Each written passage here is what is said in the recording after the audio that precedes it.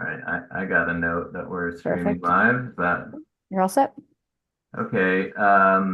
So for anyone watching, this is a meeting of the Correction Advisory Committee, but we do not have a quorum yet. We are hopeful that we will make a quorum. We have four members currently, with three others who had indicated they'd be able to attend, and we need six for quorum. So we're hopeful that that can happen. Until it does, we can't sort of call our meeting to order, but usually we have public comment at the end.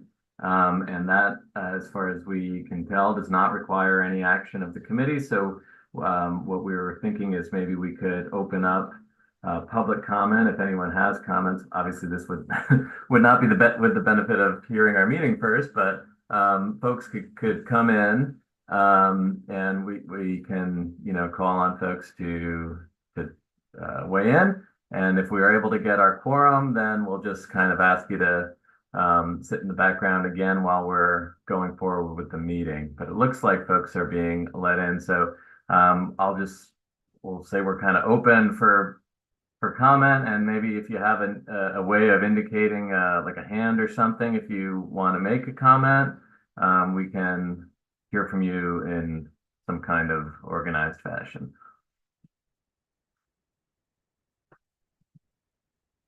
I can't see everybody, so hold on. Gallery, yeah. Okay, I don't actually see hands at the moment, but everyone's certainly welcome as we wait for a quorum.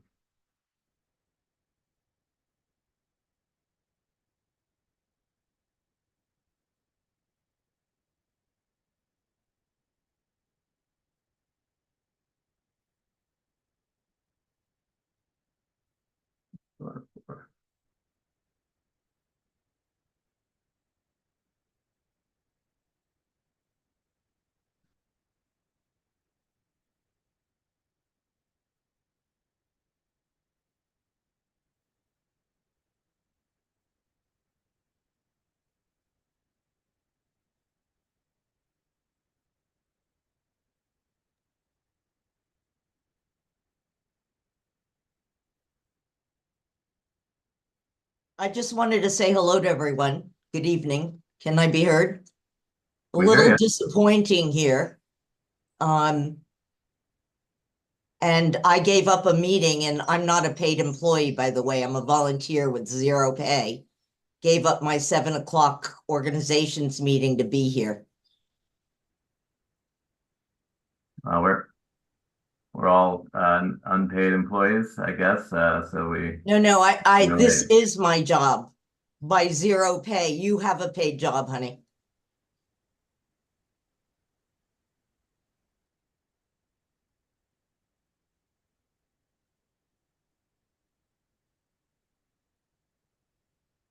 Wait, by honey you meant me, Miss Prithia?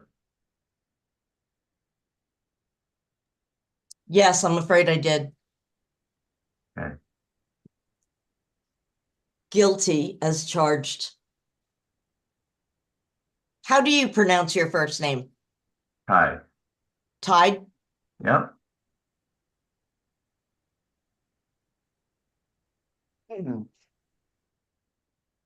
Well, if anyone else wants to make a constructive comment, please go ahead. We're, as we noted, awaiting quorum. We can't have our meeting until we have that. Normally, we have public comment at the end of the meeting. We will still have it at the end if we're able to get the meeting going, but just because we don't need a quorum to hear from the public, we're certainly, our ears are open if anyone has other things to say. Yes, I want to, Barbara, I guess I just want to tag on to what Cindy brought up last meeting and wondered if you guys had discussed it about the attendance at the meeting.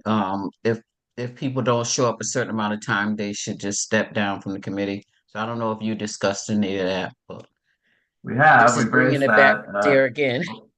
Sorry, go ahead. No, I was just saying this is bringing it back, that question again.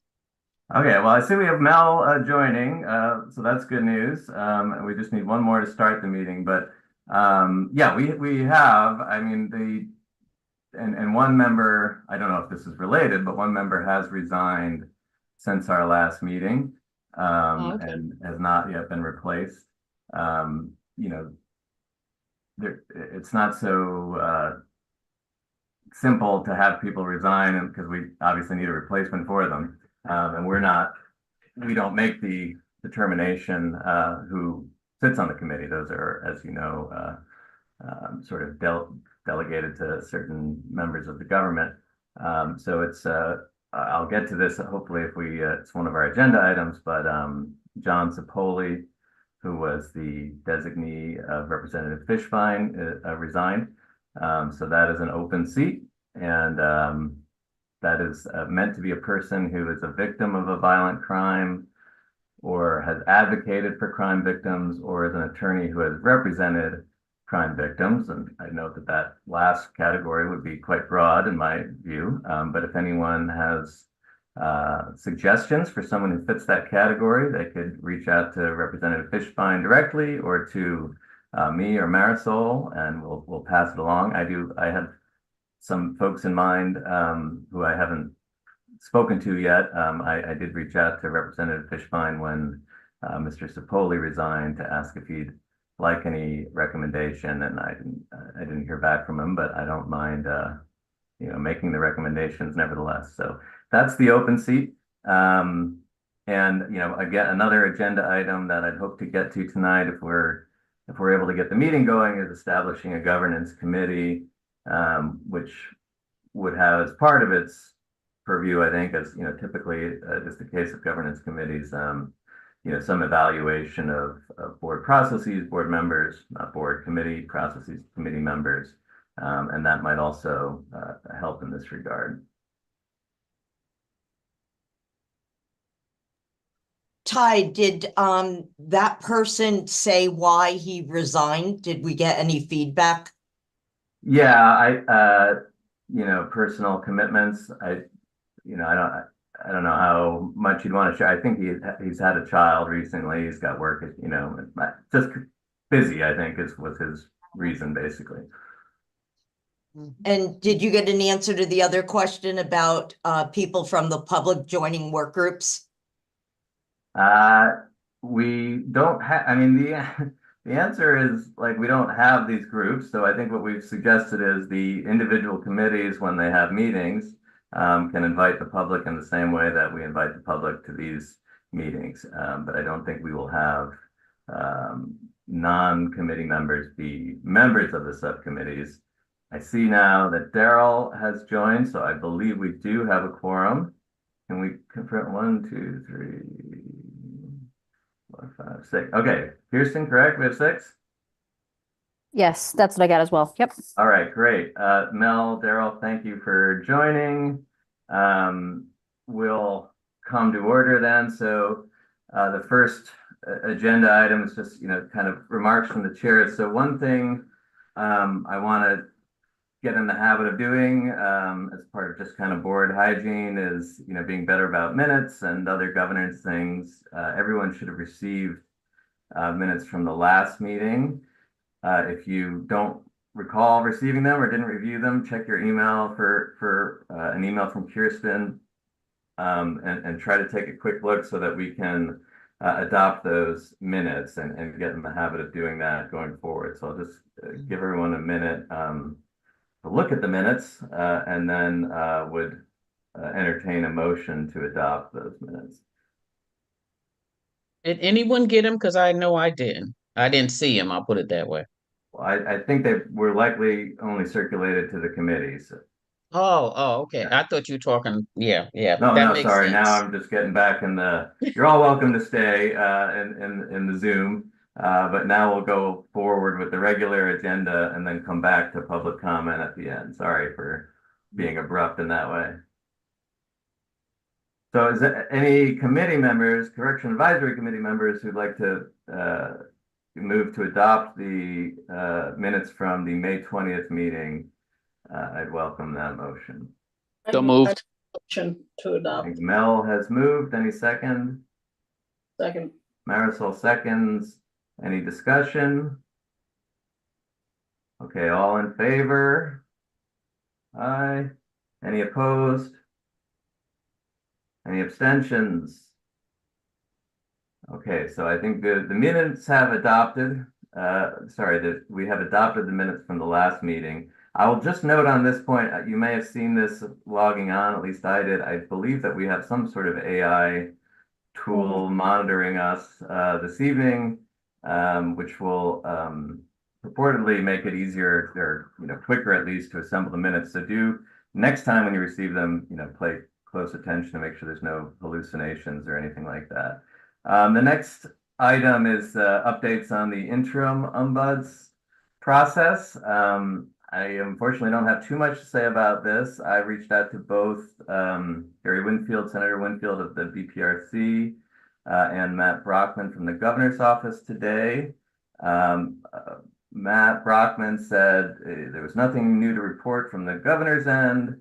They're still open to suggestions, still planning for a July 1st date for that appointment, though that quote may slip a little, which made me a little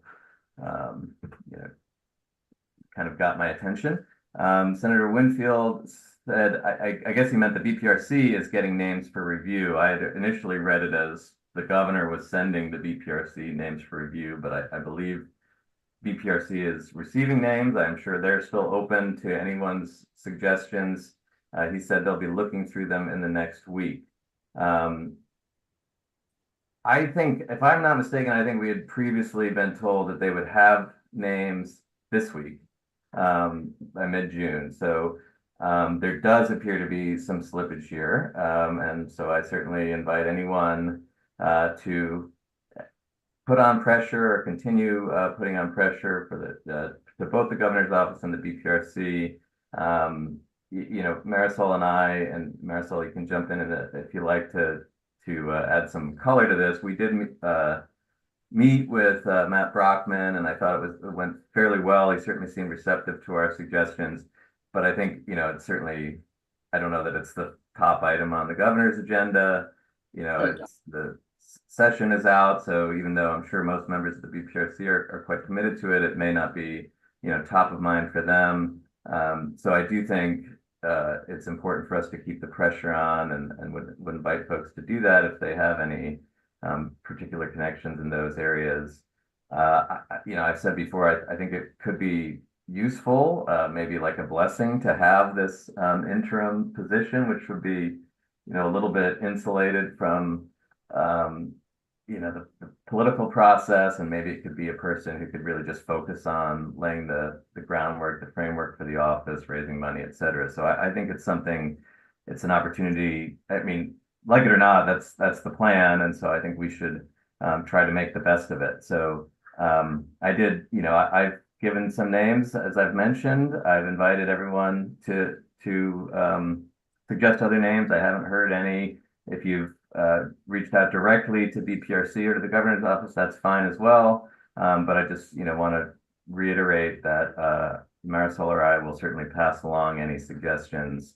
And as far as we've been told, both sides are very much open to those suggestions. You want to add anything, Marisol, based on our conversation, or? Well, it's an impression, but it's also the urgency on this, and it's also speaks a little bit to what Cindy was mentioning earlier. It's the importance of this office and setting this office up. I've been reached out to by several people personally about the office being set up, what's happening, what's the process, and the concern from the incarcerated population, as well as other people in the community, worried about this is not being given the attention that it needs to be, or the importance that it needs to be. And unfortunately, reading an email I got earlier today about the healthcare and outcomes of people who are waiting for some type of due diligence to be done in the DOC is concerning, as well as, earlier information that we received as a committee. I think my strongest urge to everyone, public and otherwise, is to make sure that we are trying to push this forward as not as quickly as we can, but as quickly as we can due to the fact of the importance of this, because the people who end up paying for this are the people that are still locked inside. And I'm not sure about everybody else, but that starts to eat away at me a little bit more and more every day. So I'll leave it at that. Yeah, and I think it also underscores, I mean, we don't technically have a role in the interim process, although, like I said, both kind of parties that do have roles have welcomed our input. But we do obviously have a role in identifying and soliciting applications and interviewing, et cetera, the permanent ombuds. And I think the potential slippage on the interim only underscores the need for us to, move forward aggressively with that process. And that, that's I think the next item or another item on the agenda. So we'll come back to that, our own process. I just had two other things. One I mentioned before we had opened the meeting, but John Sepoli has resigned from the committee. Again, that's Representative Fishbein's appointee, who represents or serves the role as, quote, a victim of a violent crime, a person who advocates for victims' rights, or an attorney who has represented a victim of a violent crime. Some of you maybe everybody, certainly some know that this was one of two positions that was added to the committee after the original 9. But that's a vacancy now. I have not heard of any nominee to fill the role. I think it's although he hasn't asked for it, I think we're certain we could all certainly, if we think of individuals who might fit that those criteria, suggesting them to Representative Fishbein. So if anyone has those suggestions, feel free to reach out to his office yourselves, or you're welcome to let Marisol or I know, and we'll pass them along. And then the only other thing I have is just to note that Kirsten Briner, our liaison to the Judiciary Committee, is on the call. Will be going out on maternity leave. I hope that's okay for me to say, Kirsten, and congratulations. I just want to note that we'll have somebody else coordinating going forward, and obviously we're really wishing you the best as you move on that exciting transition. Anything else, Marisol, in terms of co-chair remarks from the chairs? So this is, I guess, maybe just something for us to consider in the future, because I'm not sure if anybody else but me seems to be troubled by the open position that we currently have that was added after the fact and held by someone who was representative of a victim, but also worked for DOC in whatever capacity it was. I find that troublesome, as well as the fact that given, this is something I think we need to think about as a committee, but also the people who are on this call who have the ability to operate independently outside of the committee, that the statute language that controls the governance and the organization about this committee, obviously we have seen what it looks like in the last 6 months as to what's happened. I think having a little further clarity in language or development in how we end up in this position yet again, where there's language that can address this, because the problem is if we end up in this position again, what does that look like? I'm just thinking this is something we have to think about in terms of statutory language that can be added or dealt with, that either we initiate or the public has to initiate. So, you mean with respect to the committee members and John's role, or with respect to because obviously we have the both. Okay. The first being that there should be, I find that troublesome that there is a position that was held. If it's a victim of a crime, that's fair enough, but I find it troublesome that the victim of the crime was someone who was working for DOC in whatever capacity it was. I truly find that troublesome in many different respects, because I feel it's double dipping and it's creating a conflict within the space that we occupy. And the second being that we've gotten caught up in this process. And sorry, go ahead. No, without having a clear cut where we did our job, but then we ended up getting circumvented without anything clear happening and no clear direction of what would happen if the governor rejected all three of our options or whatever the case may be. I just think having something a little clearer, stating either he's just going to do what he does, or being clear that we have 8 steps ABC. That's all I'm saying. I think clarity and transparency in order to make it clear across the board for everyone. Yeah, I mean, I would, obviously, the statute is what it is, although it certainly could be amended. I don't know if it's something, we, not quite in our purview, although anyone can certainly suggest it, advocate it. I would guess that the Judiciary Committee, which includes, for example, Senator Winfield, who's, also, very much involved in this, would probably be the place to start that. Any legislation, any amendment has to be signed by the governor, and has to get a majority of the two houses. So I think there's risk and reward to that. With respect to the, just assuming for the moment that we have the statute is what it is, as I alluded to, there was the addition of the two extra seats, did result in two, one current and one former DOC, corrections officer being on the board. Obviously, the currently vacant one does not in any way require that the nominee or appointee be affiliated with DOC. It's not. I think it's Representative Fishbein's kind of prerogative, although there should be if it's the same as for the rest of us, there should be some kind of hearing for it. What I would suggest at a minimum is for folks concerned about this, and I would include myself. Let's recommend good people who fit that role. There's no reason why a person who's been a victim or advocates for victims or has represented victims can't be a really constructive member. I do want to say, I recognize the concern about having certainly active DSC members on the board. Mm-hmm. It was not my experience. I don't know if it was anyone's experience that John was at all obstructive. I just want to note that for the record. I mean, he was all in on raising funds. He was all in on our ranking of positions. So I don't think that, maybe down the road there could have been some issue, but it wasn't my experience that that John was, was not committed to the mission. But certainly I recognize the concern, and I would say that at least the minimum and perhaps the most, but at least the minimum we can do is recommend good people for this vacancy and for other vacancies.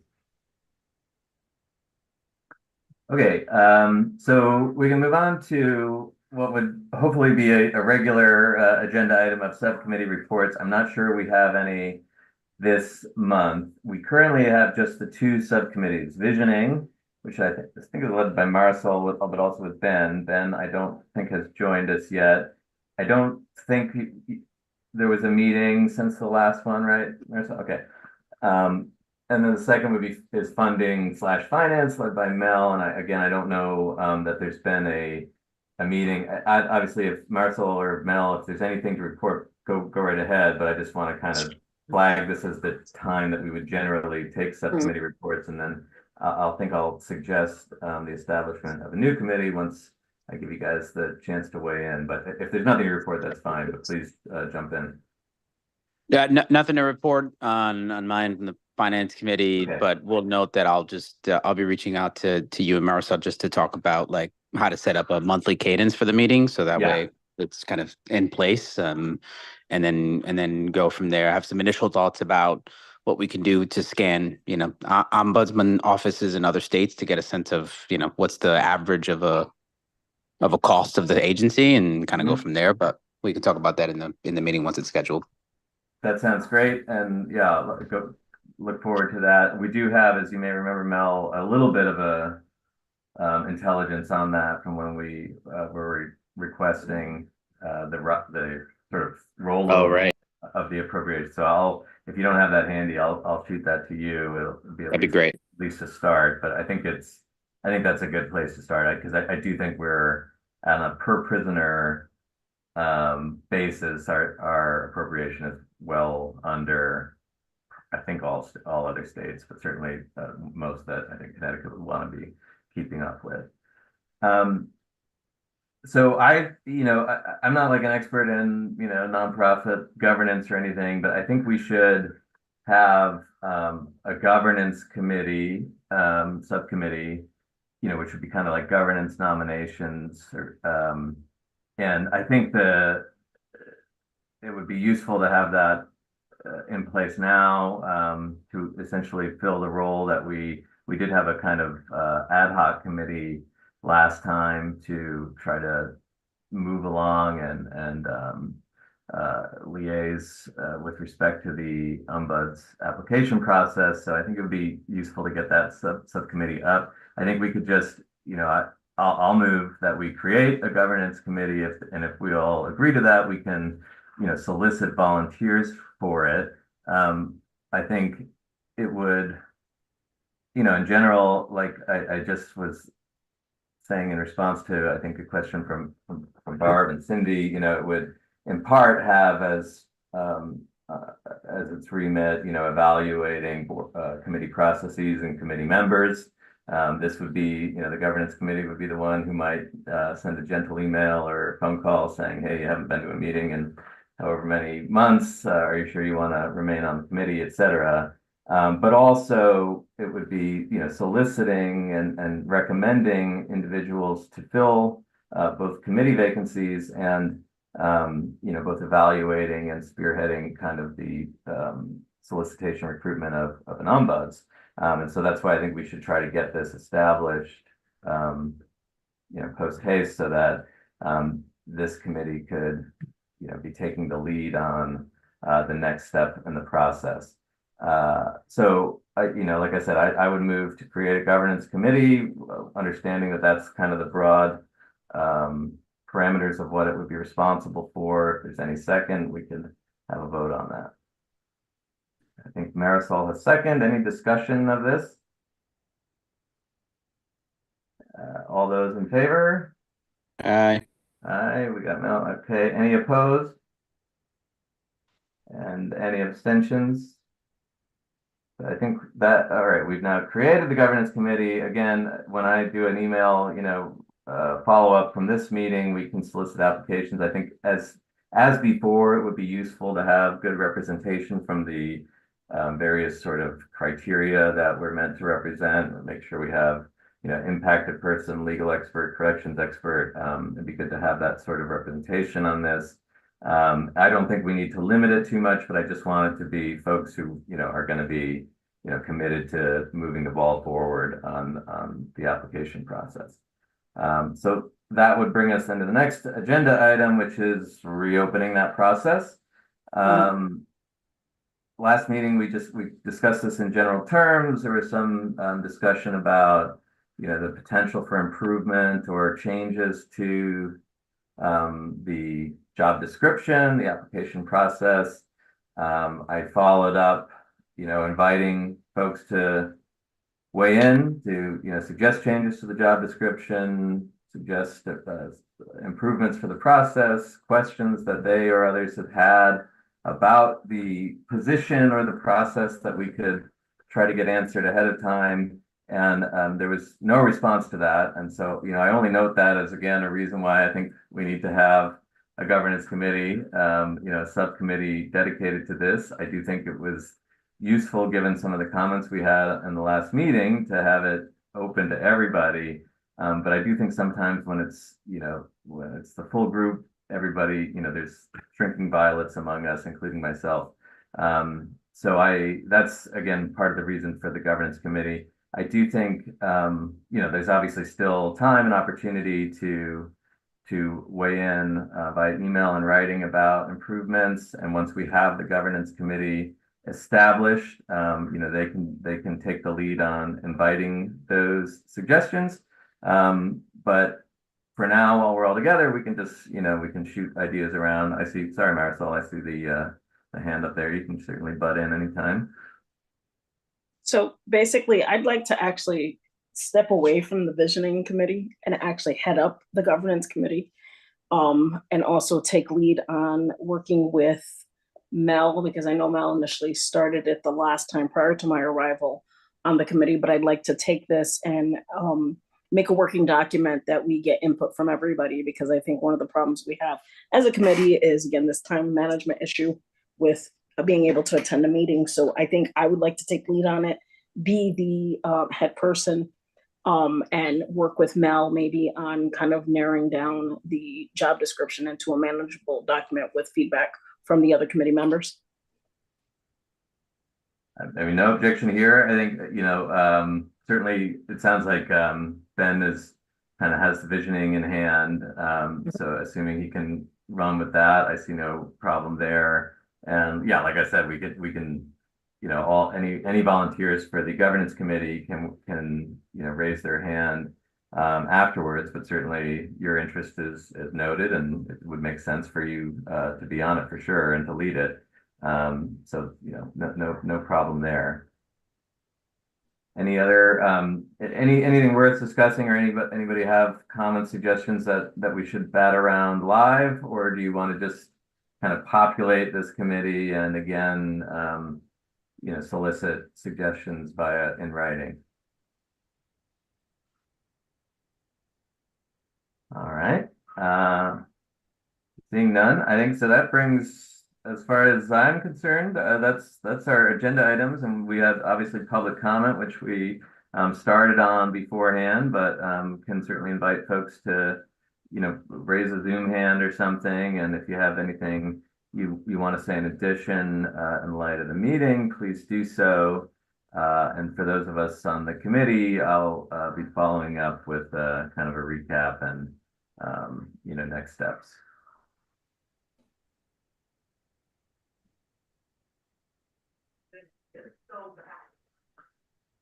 Okay, really? Nobody? Go ahead, Daryl. Daryl. I see. Oh, Hey, There- somebody have something? Was that Cindy? Cindy, we Yep, could He let does too. Yeah. I don't know where the hand is. Oh, sorry. I don't either. I just saw Marisol does because and I see Nancy now has the hand up. if you press the four little buttons up top. Oh, right. I remember that from last time. Okay, thank you. Yeah, it doesn't have to be a hand, just some indication so that we can we can go one at a time. So I just have a question. Okay. About, has anybody kept attendance since the first meeting began? So we know, I know I sound like a chronic whiner, but Scott Semple, as an example, I haven't seen him on any of the meetings I've been lucky enough to know about, because many of them we've been chasing. We know, we've all discussed that. But I guess I would like to know, before we leave, what is going to be done. I mean, the name comes to mind like deadbeat member, and I apologize, that sounds very harsh, but it's hard to get this work done without a full committee. And it seems like the only people that are being hurt are we, the people I serve, the people Barbara serves, and others on this call. So I think our minutes should, Kirsten, maybe you know for sure, but I think our minutes should be available like on the judiciary website, and they would have attendance for each meeting. That's correct. So everything's posted on the CAC website. Yep. Yeah. I'll just note, because I've heard this before, and as far as I know, everything is run for this committee the same as it is for all other kind of whatever we're called, like splinter committees from judiciary. I don't try to follow the others either. So I don't know of anything being done differently here in terms of the posting of, agenda items or, meetings. I can certainly say that any failures in that regard are inadvertent. I think we try as much as possible to invite and listen to members of the public. You mentioned the only people being listened to are the members of the public, which I'm not sure if you meant it that way, because that's obviously a good thing if you are being listened to. I hope we continue listening to you and your groups and the folks you're representing. But yeah, I understand it's tough, and nobody. Like I said at the beginning, it's just not a simple solution, because you could say, hey, anybody who didn't show up to the last 3 meetings, you're off, but then we still won't have a quorum until we have those people replaced. So, just try to think about it as, the reality of the situation and the statute that we have, and we'll try to make the best of it. I also think there are some folks who do contribute, even if they're unable to make meetings. I'm not making excuses for anybody in particular, but that there have been folks who've been involved more behind the scenes. But the point is well noted. I see a hand from Nancy Peters. Thank you. Hi, everybody. Let me get my hand down. So there's a bunch of things I want to, that I've been noting that I want to say. I really share Cindy and Barb's concern. Those of us who speak every day, we're constantly in touch with those who are inside, who are incarcerated, and we know every day, for myself, many times a day, we know the urgency of this. But then I tune into this meeting and it just seems like, okay, ho-hum, we'll do this, we'll do that. And it just doesn't seem like that urgency is there. I don't know if you all got, Kirsten was kind enough to forward to me, to you all, the collection of some of the letters, excerpts of some of the letters that I've been getting from incarcerated people who have been waiting 2 years. Waiting and waiting because every day they think if they had this ombuds, maybe something could happen. Somebody could be on their side. And I put at the top of the letters above them, I put 3 incidents that I'm just aware of this week. A man who died and nothing has been said about it. And those who watched said, if help had arrived on time, that person could have been saved. If we have an ombuds person, maybe that person could be overseeing, looking into what's happening. And my friend who told me about it has serious heart issues and he's terrified. That was one of them. Another one was somebody who was beaten up this in the last 2 weeks at Corrigan, and another young man who was beaten up at Corrigan, and nothing coming out about it. So, if it's okay, what do we do this month and what do we do that month? For our people, it's like we need it 2 years ago. So I did want to verbalize that.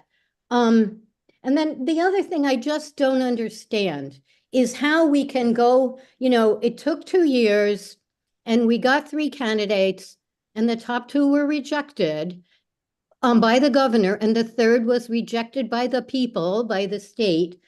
I don't know how we can just ho-hum, start it again, look for more candidates when we don't even know. But what the ones that we get again, who were perfectly valid candidates, they were picked for the right reasons, especially the first 2 were picked for the right reasons and they were turned down. So it's like, it's not business as usual. It just blows my mind that we would go about it again with nothing changed. And then maybe it all just happen again because again, we get good candidates that will represent the incarcerated people. That's why we have this position. Correct me if I'm wrong. But to me, that's why this position was put in place, was so that the people, not the victims have, and I'm glad they have lots of people to represent them, but I thought this position was created for those incarcerated people who have no one to stand up to the DOC on their behalf. And so, how we can go ahead and get good candidates. You did a good job. And I don't know where these new candidates are going to come from. We had 2 perfectly good ones, very good ones that the people understood why they were good candidates, the people behind bars. And then we're going to go through it all again with nothing different. So that's what I had to say. Thank you. Thank you very much, and thank you for forwarding the letters that you collected. They were distributed to everyone on the committee. I understand what you're saying. Not that I speak for the committee, but we're bound by a statute. We can't just, unfortunately, tap somebody and say you're the ombuds. So we're going to try to go through what the statute requires us to do. Again, I'll note this is because we received the feedback, and obviously the governor and members of the legislature received the feedback that the person that the governor had selected was not acceptable. Obviously, if that person had been acceptable, or if there hadn't been opposition, there would be an ombuds in place. The governor would have, had made that appointment. So, I think while I understand the frustration, and we certainly share the sense of urgency, we are in the position we are, in part, yes, because the governor skipped over our top two, but also because collectively folks rejected the third person. And that's, I have no problem with that. I think it was kind of a really impressive display, frankly, of public advocacy. But this is part of the consequence of that, obviously. And I think the governor technically, it's not clear, but the governor could have tried to strong arm that person through, and instead reached a compromise with BPRC. And that's where we are now. And as I said at the outset, I think it would be great if folks, increase pressure on those parties who are actually coming together supposedly to appoint an interim ombuds, and certainly keep our feet to the fire with respect to the permanent position. And hopefully we will get qualified applicants again this round. Any other? Daryl, I don't know if you had a comment or if it was just to point out that Cindy did, but certainly we're open to hear from anybody else. Oh no, yeah, I just wanted to say, sorry I was late. And I'm in a weird spot, so I figured I jumped on because of my dedication to this work. I appreciate it, yeah, because you actually, now that I think of it, I'm not sure you were one of the originals. So thank you for jumping on to make sure we had quorum. No worries. And it's funny that Nancy spoke, because I really wanted to just commend Nancy for, Nancy and Christian for sharing the letters, because at the time I was, in the process of reading the letters when I saw your call for a quorum, and I was like, oh man, so we, so odd that we're jumping on. So I jumped on, but I was in the midst of reading those letters. And I think that all of us on the committee and people in the community should read those letters, because it's just a snippet of what happens behind bars. And it just reminded me of all the things that I've experienced when incarcerated, but just to see what people are going through behind, and the importance of it. But not only the importance of that, but understanding whoever gets this position needs to understand how much of a heavy lift that's going to be to, and are they built for that? Right? Just the concerns with the water in Osborne. They're not going to be able to truck water in. What are you going to do? Because when you take that role, and many of us, I'll say many of us are suited for that, but they need to understand what that entails. That entails that now that water issue is on you. What are you going to do about the water in Osborne? What are you going to do about those things? So we need to make sure that someone has, when we're vetting people, what's your plan? What do you think? What's your strategic plan for going into this position? Because there's a lot of people that are like 2 years. I mean, I'll go back. It's more than 2 years that people have been waiting for somebody to come in and just be heard. A lot of brothers and sisters are in there and they want to be heard, and they want their issues to be taken seriously. And I commend. I hope that I hope we continue to get letters like that. I hope we continue to let people know what's going on, and how people are being treated. And hopefully people that work in those systems will read those letters as well, and try to do better. So I just want to make a knowledge that, we need to be, this isn't something that should be taken lightly. And it's not just business as usual, at least not for me. When I know that somebody can't drink the water in prison, now we're starting to talk about human rights violations. And we're not talking about just, when I was sentenced, the prison was sentenced to do a certain amount of time, not to be dehumanized or treated any certain type of way. And we need to be making sure that people are just doing their time and nothing more, not being tortured or dehumanized in any way. That should be the work that we're doing. Yeah, thanks, Daryl.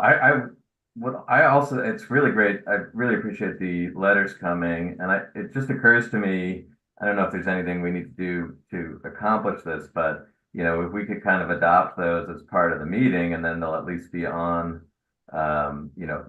publicly visible. I don't know, Ms. Peters, if there were any constraints on you in sharing those. But if there were not, I think we'd be happy to have them sort of part of tonight's agenda so that they're publicly visible, and would invite folks to send in other letters. Perhaps until there's an interim in place, we can at least, even though we can't investigate or act upon complaints, we could be a public platform for just showing them so that folks know the urgency of this.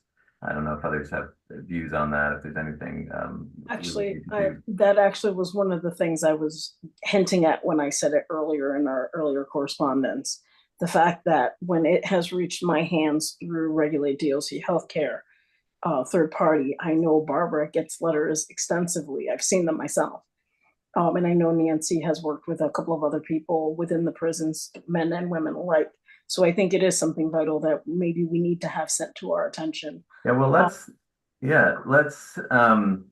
don't know who we would talk to, Kirsten, who kind of operates the webpage, but maybe we could create a spot there where, in the same way that we have, various other documents, we can assemble letters from or about or concerning issues in the DOC. I do think, anyone who's received them already, I think you probably would really need to make sure that you have a permission to share them before we would post them. I could imagine folks being concerned about, retaliation or anything like that. So I think we'd have to be clear on that before we just willy-nilly put them on the website. And I'm not, it's not I don't think it's a highly trafficked website, so this would not, would be a very minimal step. But I think, it could be helpful in terms of, legislators or the governor seeing that, there still is a real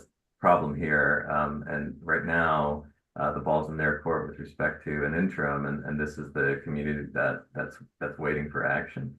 So can I actually push it a step further, wondering, with the community inside fearful of retaliation and fearful of their mail being circumvented, wondering if there isn't anything we can do as a committee, requesting that, because they have tablets, why are they not enabled to be able to send an email to the Correctional Advisory Committee stating that they would like to speak to the ombuds, or they would like to have communication with their inmate number and the need for it? So it's already documented, it's already been sent out, and then the interim ombuds has a list to start with, and it goes from there. So it becomes a much more proactive approach. Sounds great. I have no idea how to put it in place, but I don't think anyone would object to that. I do think, from the folk, Barb and Ken, and I think even Hillary and others who had applied recognize that setting up a sort of secure, confidential complaint system would be a priority for the ombuds. I'm certainly happy to explore or invite others to explore how we could actually create that process so that it's waiting. My hope is that we have an interim within the next 2 weeks is when we're supposed to.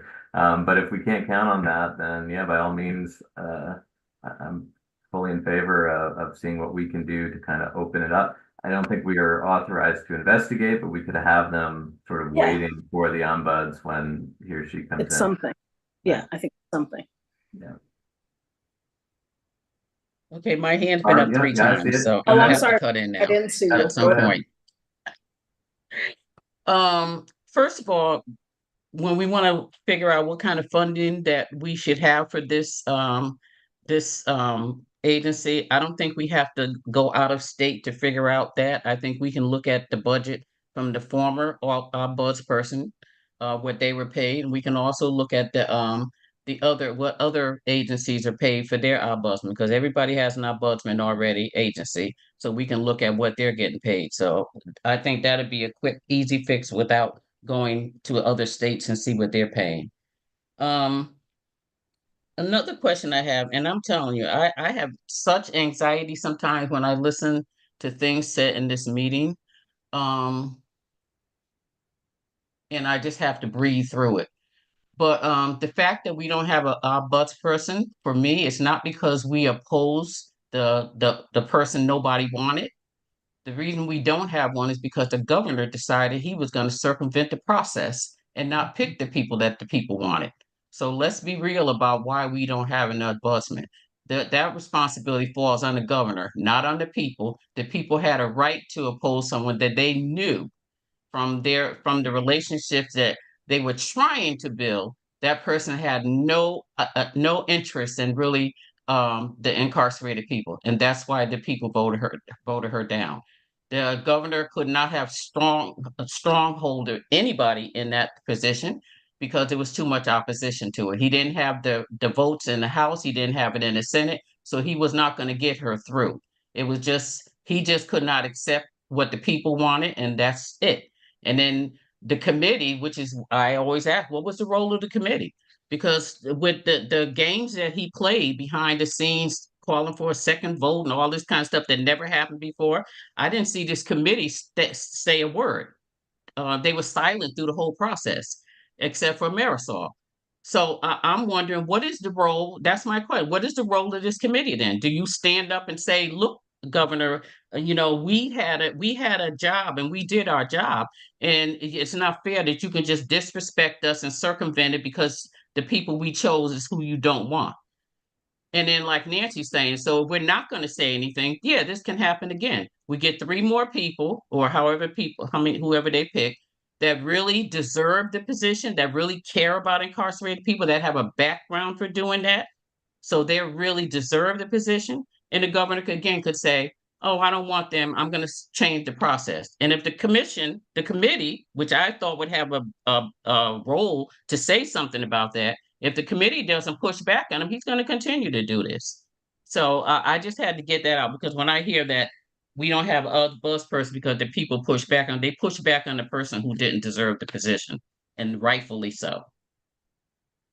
Thank you. I think I made a very objective statement that had the governor selected either the first or the second finalist, we would have an ombuds. And had nobody Period. opposed the third, we would have an ombuds. You might not like Yeah. that ombuds, but there would be an ombuds if there was no opposition. That's all I'm saying. That's why the process started over. I have no objection to that pushback. It's great. It turned out there was not support for that third, and therefore we're starting the process. All I'm trying to say is,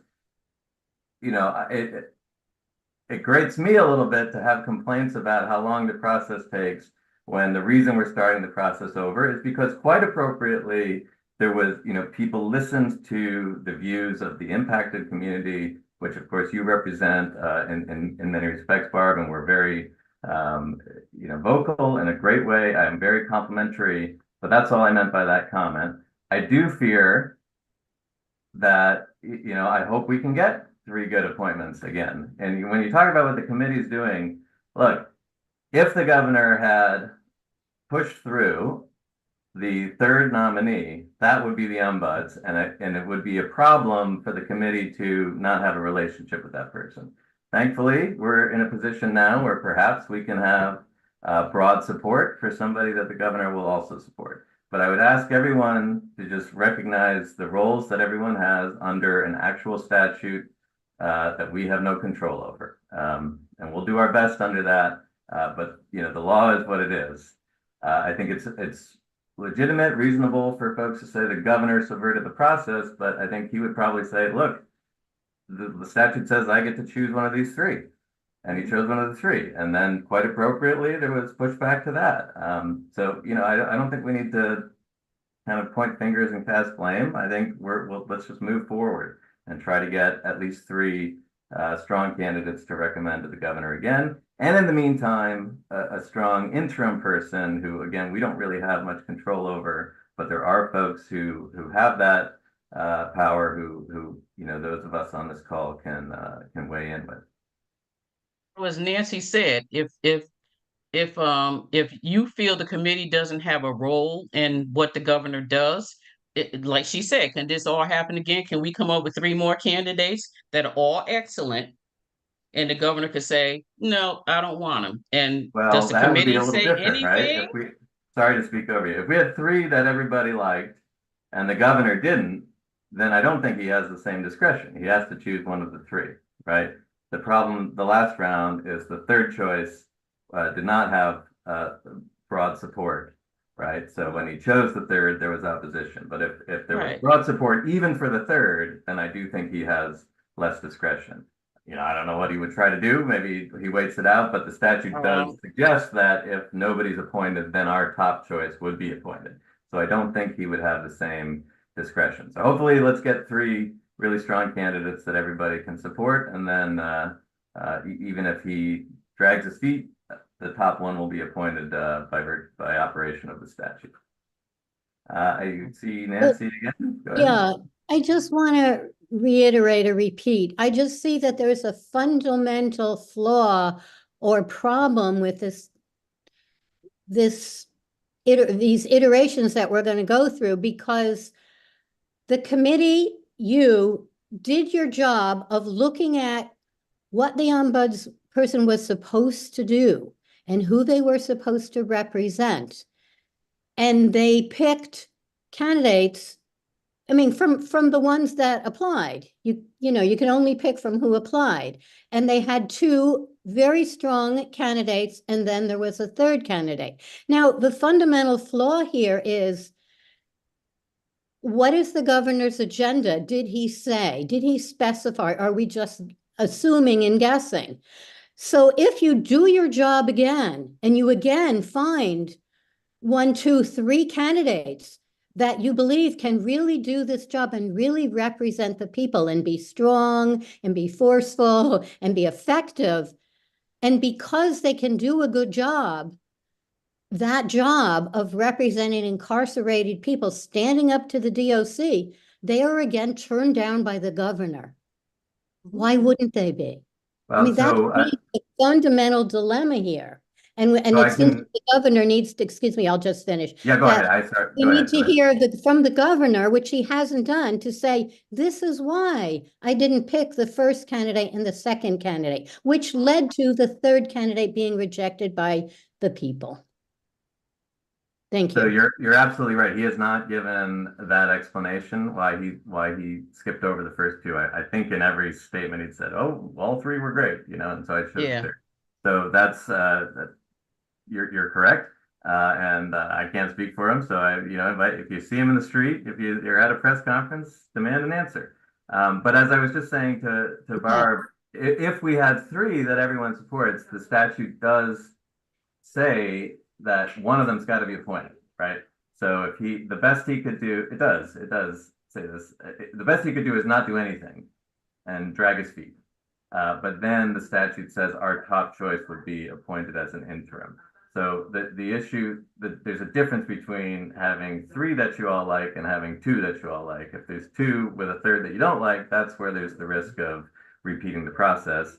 And why I would suggest, please, once we have this position open, get out there and apply yourselves, or get other people to apply. I don't know, we had 20 to 30 applicants, not all met the requirements. We'll be working on that. Certainly, and as some folks know, there was a person who dropped out, right? So, I don't want to disparage our third nominee, but obviously she was far below the other 2 in terms of what many whose voices we care about, assess them. If we can get 3 who everybody loves, then I think we won't be in the same position again. Go ahead, Daryl. I just wanted to quickly say that my concern is that just like we had 2 good, excellent candidates, and he just circumvented and started a whole, well, I want another vote and all that kind of stuff. How do we know he won't do the same thing if we have 3 and he doesn't want any of them, and he decides, oh, I want to do a different vote? That's what I'm concerned about. What does the committee say when he does these things? Because they didn't say anything when he circumvented your first choices. So I think it's, and I'm gonna let it go. I can understand people feeling that he circumvented the process because he skipped over the first 2. But the process, No, I'm sorry. No, that's not when he circumvented it. He circumvented it when they folded her down from the beginning, and he went back and wanted another vote. I don't know that's what how I'm talking about. The nominations, the executive nominations committee, certainly that's a separate question.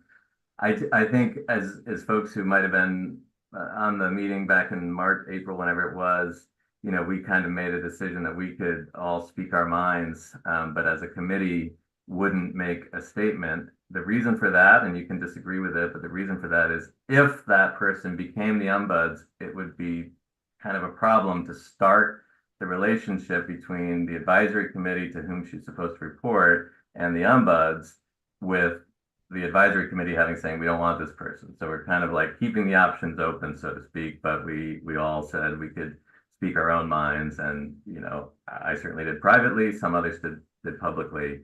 But yeah, I don't know about, I can't speak for the governor. I don't know how committed he is to obstructing or, you know, having you know, a safe candidate. I don't know. All I know is that if we have was 3 to 5, and you know, without getting too much into inside baseball, it was the reason we only limited it to 3 before. And under that process, he was entitled to choose the third. I don't know anything about, you know, second votes and stuff. You know, all that is beyond my understanding. I don't know. Cindy, go ahead. I see Mel and Cindy. I don't know who was first, but just jump in. Go ahead. Oh, Melvin, are you gonna go? No, go ahead.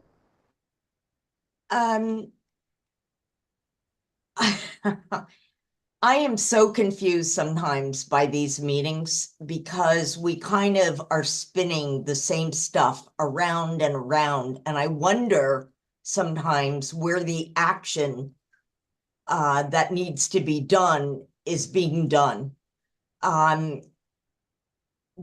I think Barbara brought up good points about what happened at the nominations committee hearing. There was lack of support from this council. There was only Marisol speaking up about the problems with the process. I was horrified when I heard about that the 3 candidates had to meet with Quiros. I don't know how that happened, but I do believe we've all learned some lessons here. And so it's kind of like maybe time to stop looking backwards and working forwards. And maybe I'm still concerned by the lack of members attending these meetings, because I don't know.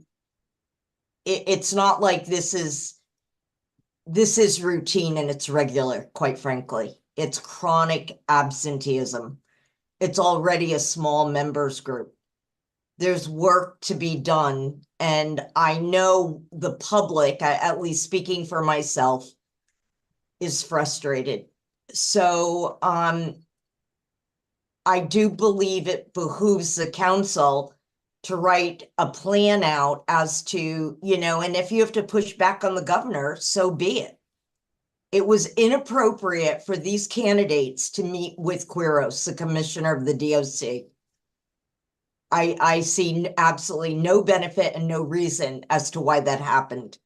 And so I do believe that it takes this committee to take its power back, quite frankly. I don't know if you ever had it, but I'm frustrated and would like to see some committee members resign or be replaced. I don't care what it's called or how it's done, but it needs to be done.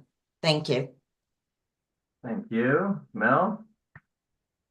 Hey folks, sorry, I'm off camera putting my kid to sleep. Although I don't know if he's doing much sleeping, to be honest. Appreciate all of the comments from the public, and glad that you are all holding us accountable. Hold on, buddy. Hold on.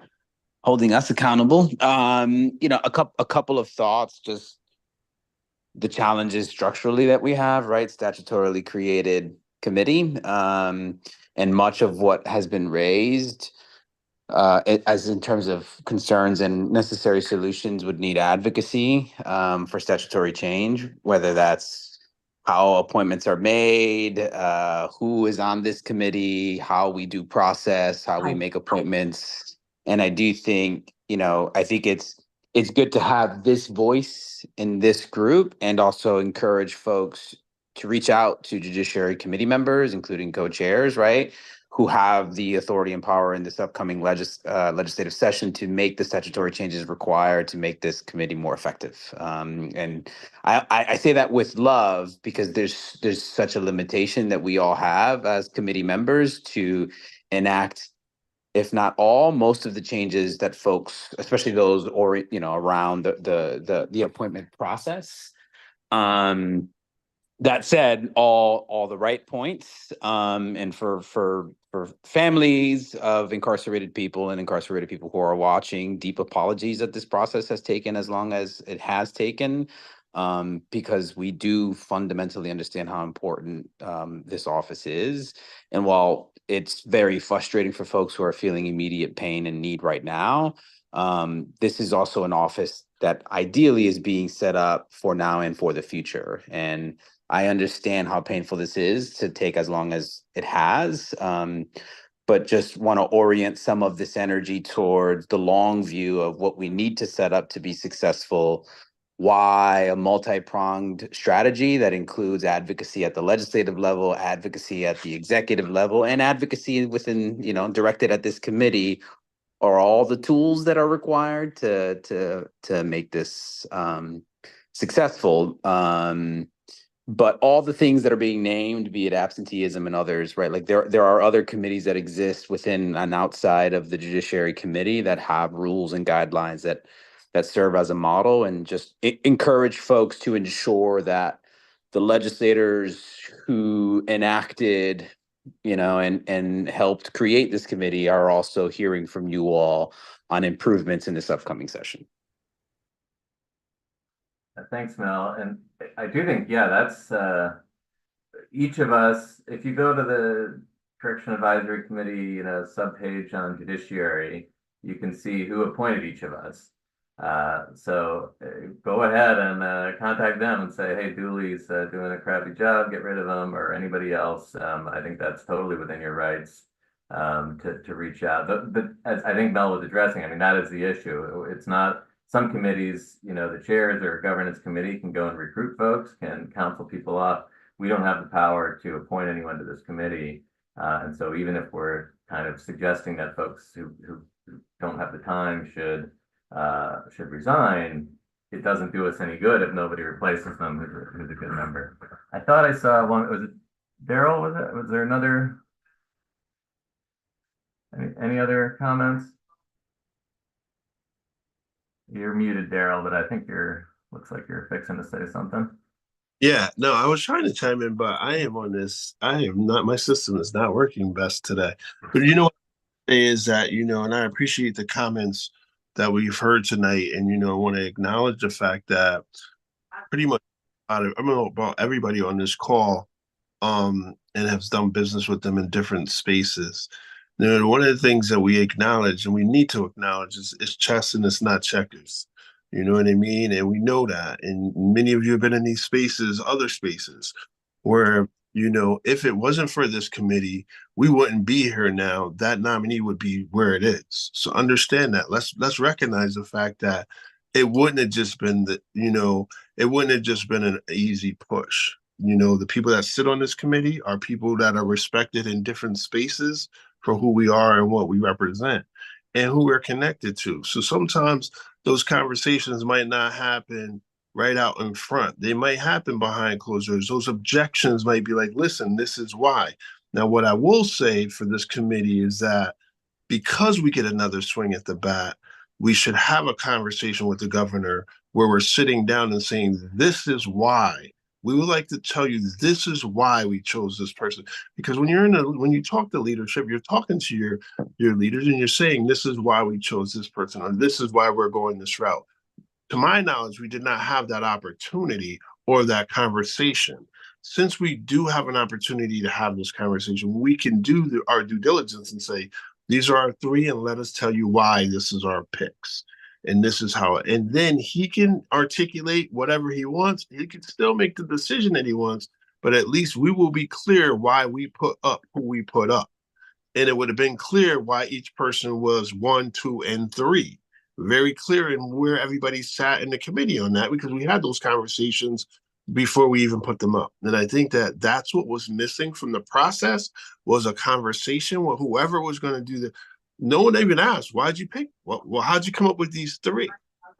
And if we don't do that, I think that we're doing ourselves a disservice for our the people and the people that we serve. So I feel like that's what's missing, but I don't ever want anybody to mistake that because one person may have been more vocal visibly, that things or conversations weren't being had and necessary and objections weren't being made. It definitely on my part, I have no problem talking to anybody.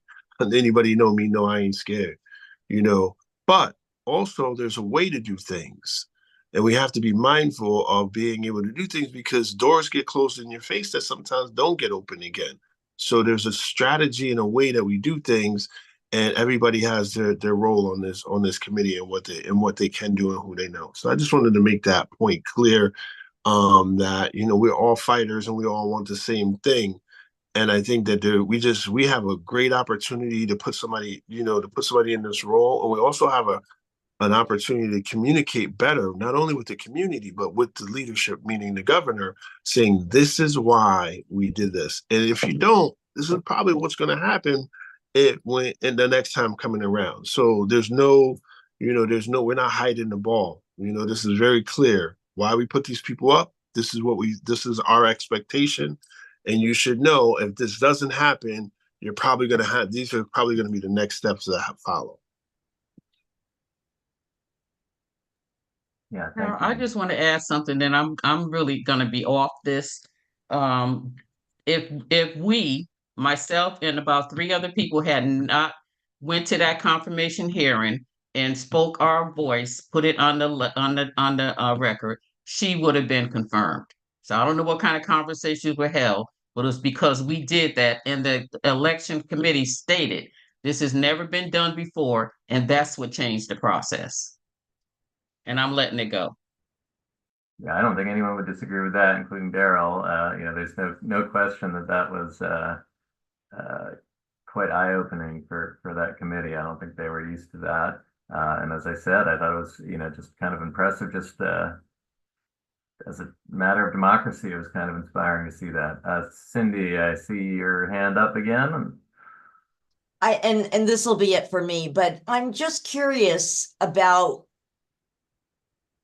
what role this committee sees itself taking. I see 6 of you tonight on this call, right? Andrew, Marisol, Tide, 3, Rena, we haven't heard from at all, but her picture's up, and Mel was on. Do you think, and lame duck is the wrong word, but do you think that maybe you don't feel that having the lack of attendance by the other members isn't important? Maybe you feel you can get the same amount of work or the work process done without them. I think that, I know, speaking for myself, I want a full committee. If somebody's supposed to be here, then who do you work for? Do you work for the people, or who do you work for? The legislature, the Judiciary Committee, or the governor? I hope the answer is you work for the people that are suffering, quite honestly. And so that's all. I don't understand that. While you say Barbara and I were talking, we understand the language of the bill has to be modified to get some of the things I think we'd all like to see. But in its absence, because we're not going to get that done and into effect until the earliest would probably be July of 2025. So in the absence of that, who do you feel responsible to be communicating with to say, we don't have a full team, we don't have a full council, we have, I don't know. One of the things we've all cried for is transparency. That's what we fight for. You say a lot happens behind in the back rooms. We don't see that happening. We see the same usual suspects. So I would just love to know what this team or council's role is or thinks it is and who it should be communicating to if things aren't going smoothly.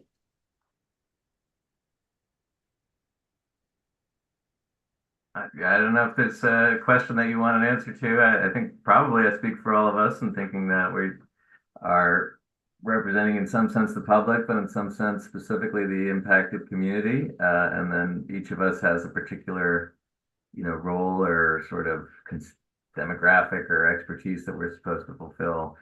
Again, I think probably everyone would agree that, I don't think any of us had envisioned ourselves as being so occupied with hiring an ombuds. I think we all wanted to join the committee to be able to advise that ombuds and oversee the ombuds, and kind of try to come up with best practices. And so this has been quite an initial hurdle for all of us. And I think we discussed that at the hearing as well. But that said, it is part of our remit, and we're committed to starting over and, hopefully getting someone in that position. And then I think we'll all be more comfortable in an advisory role, which is, I think that's the A in our name, right? We're the Correction Advisory Committee, not the Ombuds Appointment Committee. And we look forward to having that role. And I do think, again, I'm not making excuses for other members of the committee, but I do think there's folks who probably feel that same way, and might have more to contribute in that capacity than in the sort of hiring capacity. But that said, I think we all hear the complaint. It's awkward because we're the ones who are here, right? But we recognize that it's not a good look to be always fighting for quorum. All right. Well, thank you all for joining. Thank you to our members of the public for your valuable comments, and for committee members for making sure we were able to have the meeting. I'm not sure exactly, as I hope folks know, we're now meeting regularly on the third Monday of the month. So whatever that is in July is when we'll be back. But in the interim, please remain active, particularly with respect to the interim appointment. And we'll get our governance committee populated so that we can get the process rolling in earnest for the next appointment. All right, I think Question, Barb, Ty. Sorry, yeah, go ahead. Just one quick question, Ty. no, you say, And I'm going, Ty, I just want to know, are you accepting applications now, or are you waiting for future to do that? Well, we don't have like means of doing it, in terms so we have to set up the official posting, but we're certainly soliciting interest now. And I think that what we will have is, maybe probably from July through August, the sort of window, and then do the interview process again. But yeah, the direct answer is we don't currently have an application window up. If one came in, we would hold it and include it, later on. So there's no need to wait. But I do think we will be, I don't know for sure, but based on our prior discussions, I think we'll be tinkering a little bit with the description. So, hopefully we'll have the window kind of open by the beginning of July. Again, we're hoping that there'll be an interim in at the same time. But we don't feel any need to delay until September, as we had kind of previously mistakenly thought. So we will get that rolling. That's part of the governance committee that we were just discussing. Thank you. So no, I just wanted to say that, Barbara, we need the Zoom link to be able to get out to people to attend this meeting. And so I know we communicated with Kirsten today at about 11:30 a.m. Because on the agenda on CGA, it said it was available through YouTube or on demand, I think.